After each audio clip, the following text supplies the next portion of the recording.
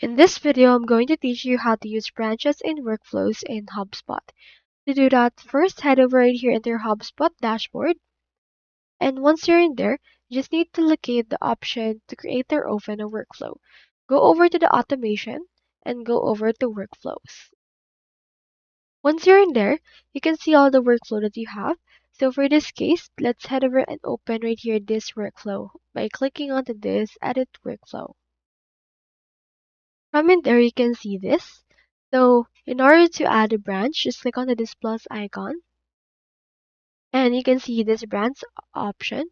Click on branch and choose right here what kind of branch you want added.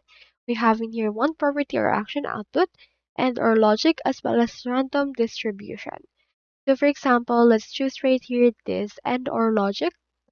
Click on it and then the branch will be added. You just need to actually modify it to your liking. Just name your branch name, add another branch, like for example, let's input right here success, and then add criteria for that, and add another branch which is failed, then add criteria to define that. Once you're done, just head over and review and turn on the automation. So that's all there is today, and if you haven't signed up for HubSpot yet, make sure to use our affiliate links given in the video description. Thanks for watching and I will see you in my next video.